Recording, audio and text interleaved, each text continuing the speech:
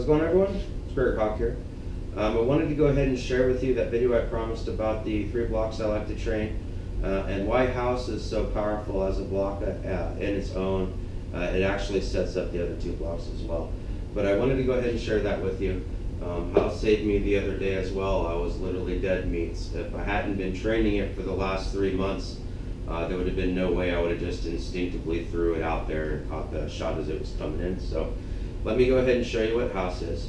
Now, a lot of you have seen me train on the Pell, and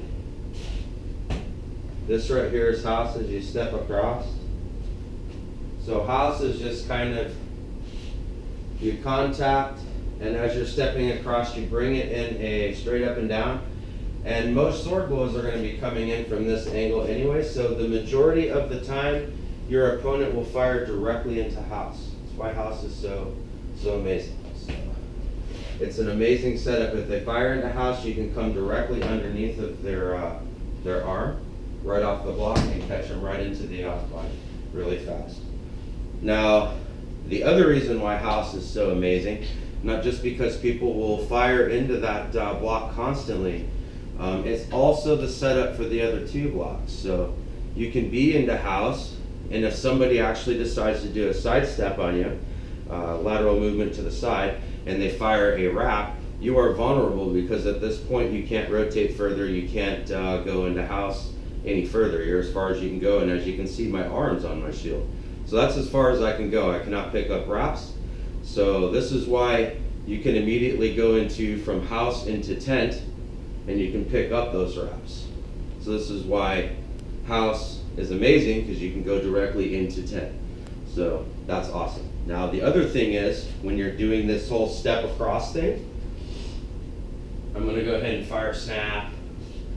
And in so many cases, have you ever been in where you fire a snap, they fire a snap? It's almost kind of an instant thing, and we've all run across it. The thing is if you're ahead of time, you fire first, you're going to be able to get your snap into house just in the nick of time. Now the other thing is if you've noticed, what looks open on my body if I'm approaching my opponent like that, stepping across? It's going to be my offside, correct? And a lot of people will try to hit you with the backhand really fast when they see that. They'll see you transitioning to house, you're weak over here. The thing is that's bait. That is bait, and you're hoping that they do go for the backhand, because you're going to be able to do the 3rd block I'm about to show you from house. You go into house, and you just catch the outside block right there. Then you can rifle into the off body. So I'll show you on the Pell. It's a really good one to do. Snap to this side, get them to rotate and face you in this plane.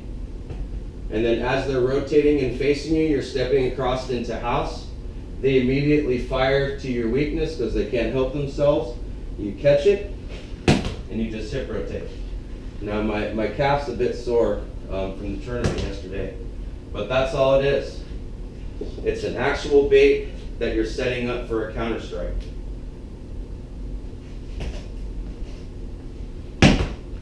And I can't count how many times I've landed that because people have fired for the offside of my head.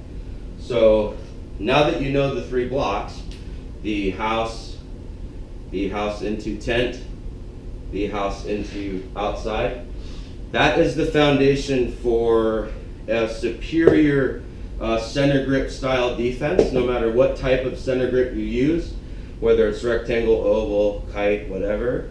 The foundation for a good center grip is to have a superior head defense and to keep your shield kind of in the position it needs to be to defend your leg, and about up to there. It's about shoulders. So everything from here, you are using your sword to block. Literally everything. Your shield doesn't need to move other than you're using your footwork to get out of the way, or it's just minor hip rotations. But everything from above this point up, it is all blocked with sword. So it's either house, tent, or outside. So those are the 3 blocks. Now let's get on to the second part of this video. That's going to explain kind of the secret sauce, how I train to practice for situations. So let's get on with that. Alright, so let's kind of move on to the secret sauce of kind of how I train for situations. to prepare my subconscious and my body to react when you do not have time to think. So the best way to do that on the Pell, now I'm going to explain the in-depth way of how I do it, because most people generally when they're paling, they're mostly just focusing on their blade attacks, like what they're trying to do, but they're mostly focusing on their sword, even if they're kind of using their shield, but it's mostly just about their attacks. They're not thinking about how to return their swords in such a way that it can be used as a defensive purpose. So let me go ahead and show you a situation, and this is the one that I show a lot, as well as what I see a lot from pretty much everyone that does paling videos. And they'll kind of pick like a sequence, if they're kind of doing a sequence, and they'll just kind of practice it a bunch of times. Now that's something I do a lot. I very much want to get the feel of how to throw the snap at the perfect angle, so it's not kind of, I mean, because this is very easy to block. This right here, much harder to block. That right there, even harder to block. You've got a slight angle and you're projecting the tip into their defense.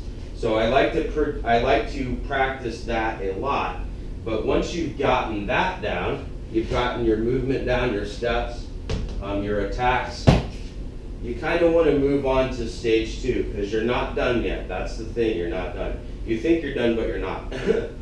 So just practice the first situation, which is just going in there and kind of laying stick on your most honorable opponent. That's what you're trying to get good at in the beginning.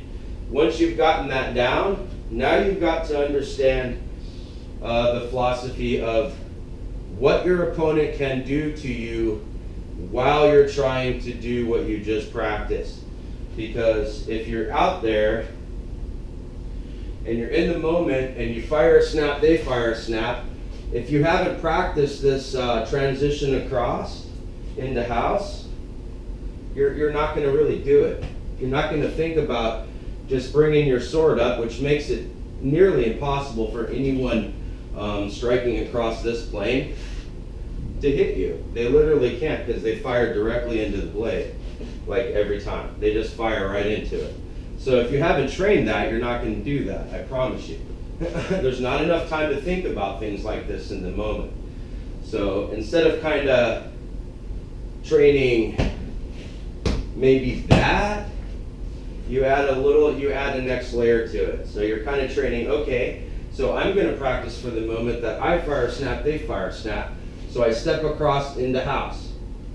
They fire into it, I come under their arm, and then I clear out with a snap to the head. And then I bring my sword back into house as I'm clearing. Very important. All right, so now that you've kind of practiced for the they fire into your shot, let's practice the outside now. And we're gonna need to get really good at that. So we're gonna go ahead, step across, fire into house here, but our opponent goes into the backhand. So you catch, attack, sidestep, clear into house. It looks like a salute, but it's not. So now you need to get kind of good at that, over and over. Do not move on until you just feel the feels. It doesn't feel like clown shoes. Your body just kind of knows how to do it. All right?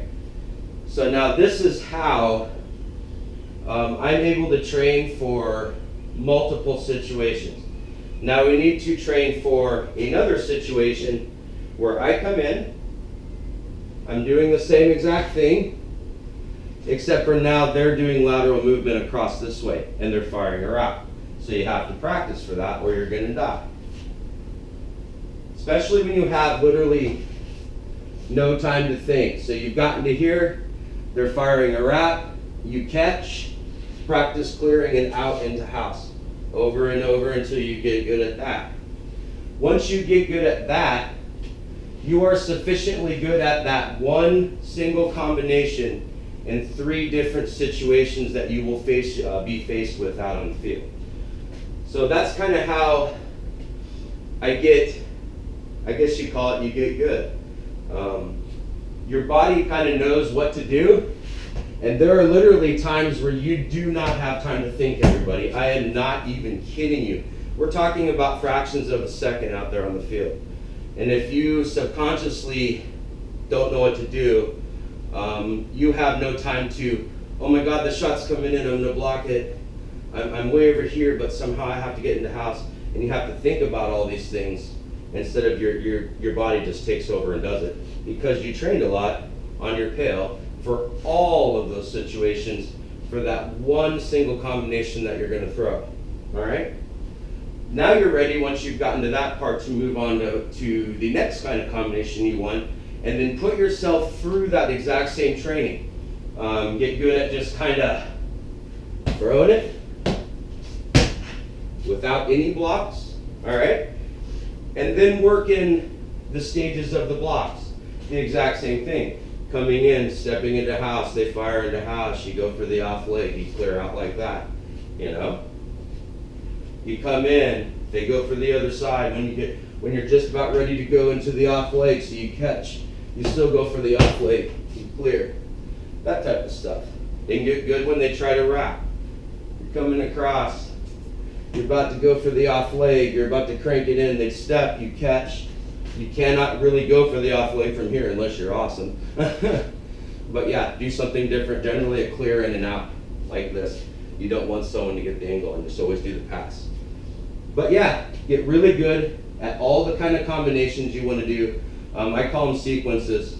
The thing is now I will mention this, doing combination training, be very careful that you don't become predictable.